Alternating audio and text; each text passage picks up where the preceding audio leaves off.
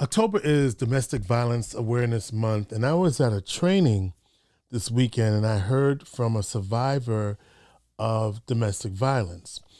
And what they said was that in the relationship that they were in, they did not realize that they were in an abusive relationship. They also said that they tried to leave several times, and it wasn't until the sixth or the seventh time that they were able to leave and be successful. Now, statistically, that's right on point.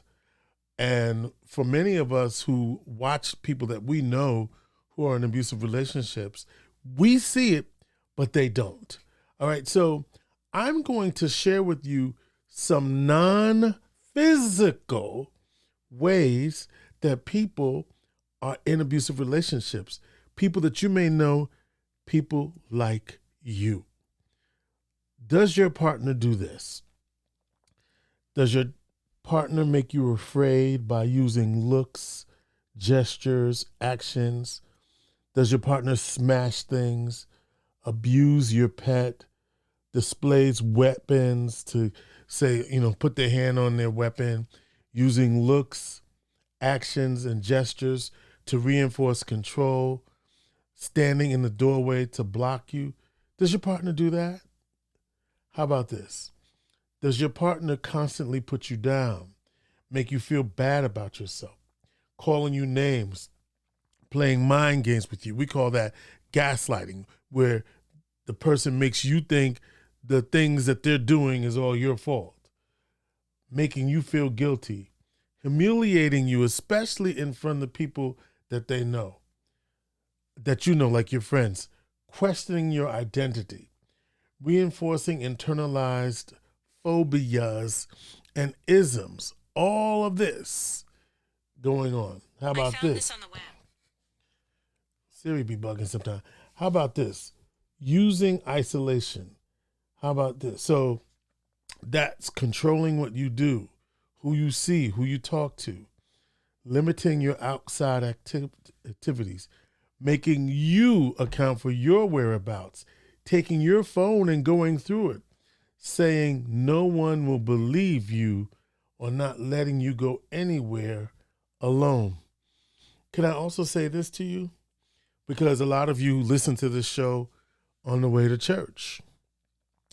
Sometimes the church or faith communities contribute to relationships that are abusive. How so? Because they may tell the victim, oh, just pray on it, honey, it'll be all right. Or pray on it, brother, it'll be all right, okay? Or when they counsel the couples, instead of hearing two sides of the story, they will counsel them together because they are not looking to support the person who is making the concern.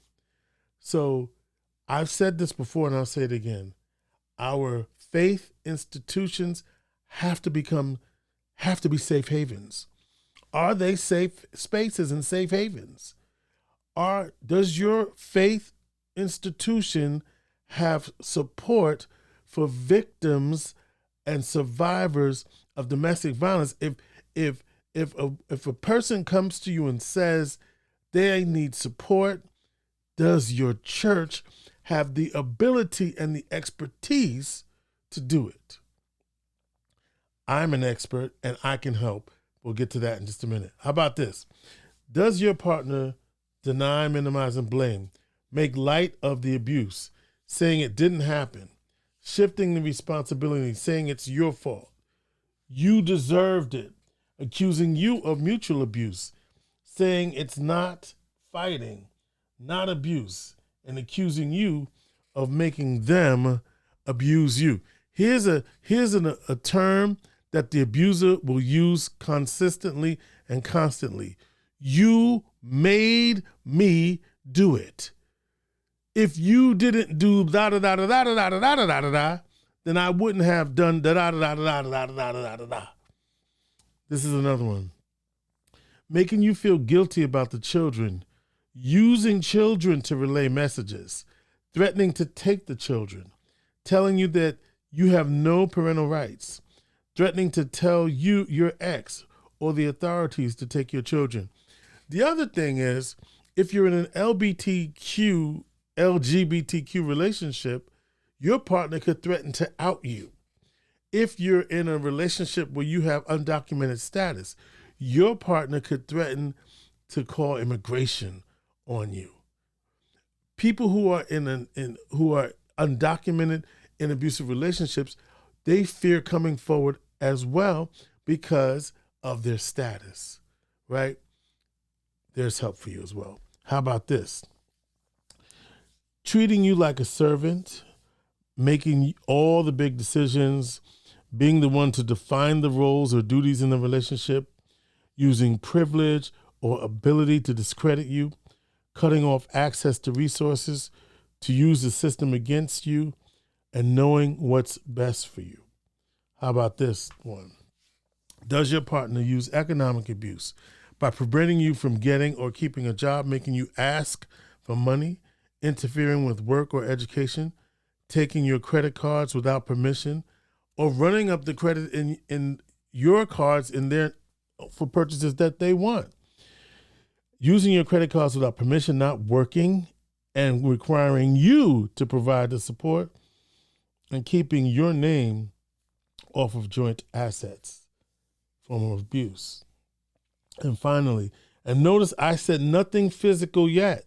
All of this is verbal, psychological, emotional abuse. Here we go. Using coercion or threats by making and or carrying out threats to do something to harm you, threatening to leave or commit suicide. This is a big one. You ain't, if you leave me, I don't know what I'm gonna do. Or the flip side of that is, ain't nobody gonna want you if you leave me, right? It creates this sort of trauma bond with the victim because now they don't think they have any other choices. Threatening to leave or commit suicide, driving recklessly to frighten you, threatening others who are important to you, and stalking you, showing up unexpectedly at your place of work, showing up unexpectedly at places that you frequent with your friends, going through, stalking you on social media, things of that nature. Here's what you need to know. Here's the difficult part. And I want to say this to friends and family of people that you know are in abusive relationships. They know what they're in. You telling them, girl or boy, you need to get out of that. They already know that. What they need from you in that moment is support. What does support look like? Ask them. What does support look like in that moment?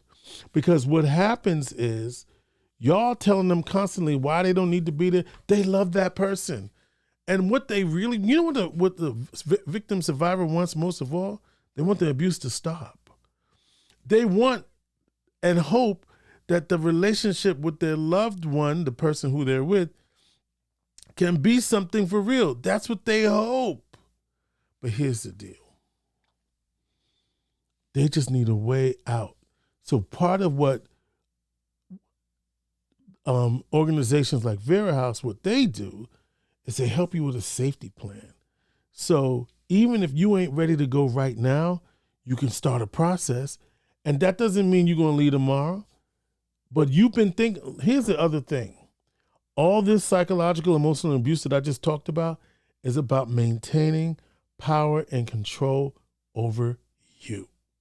That's what this is all about. So the reality is they want to get you psychologically and emotionally tied to them because you know what comes after that? You're right. Physical and sexual abuse. Because you're tied into it and then there's the cycle, right?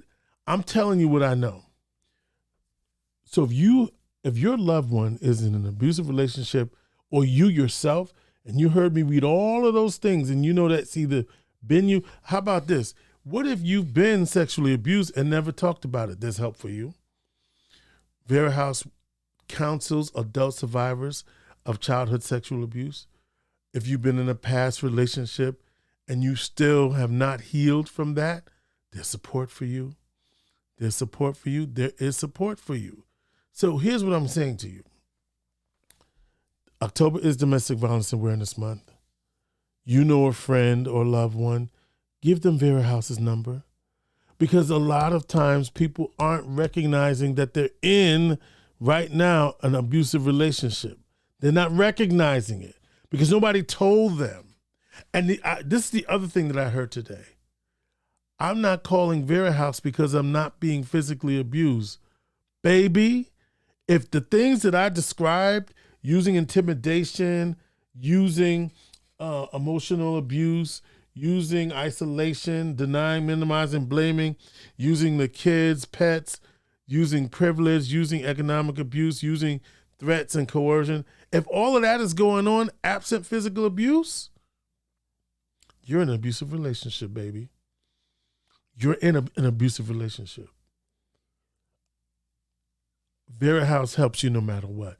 In fact, survivors have told us that the verbal, psychological abuse is sometimes worse.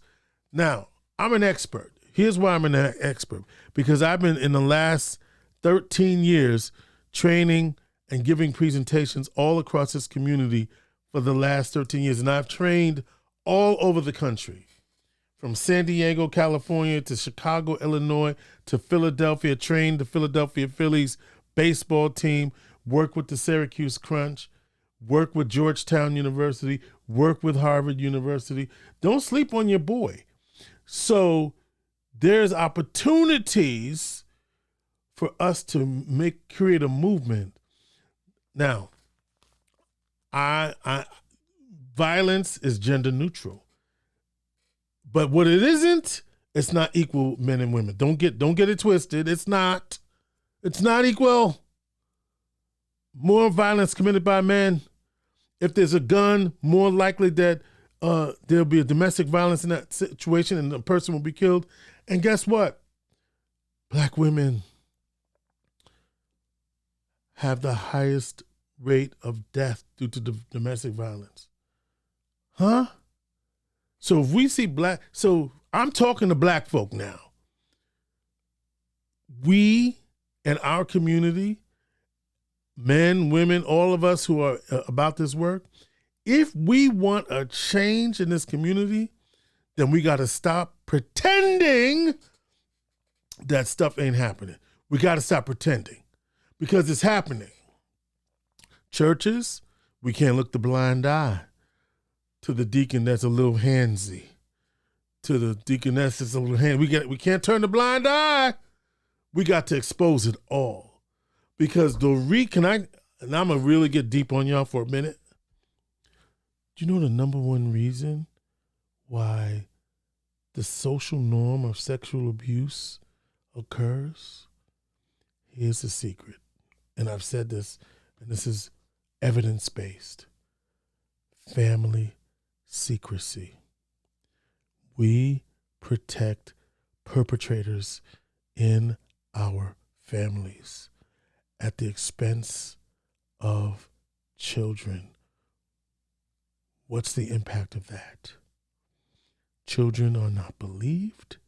They are told to be quiet. They are told that what happens in this house stays in this house. And so then that very child who was supposed to be protected by the adults in their life ends up being promiscuous, ends up being alcoholic, ends up being addicted, ends up being mentally unstable. All of these things, you know why? Because we didn't protect or believe them. Because we, in our own self-interest, put the adult perpetrator over the innocence of our children. So here's what I'm going to tell y'all. Y'all can keep inviting Uncle Johnny, the sexual predator that raped all the cousins, to the cookout without consequence. Keep doing that. And the cycle of violence will continue, and the generations of families who've been impacted will continue. When y'all gonna step up? I'm asking, and I'm praying. We want to see sexual violence and domestic violence get reduced in our community, okay?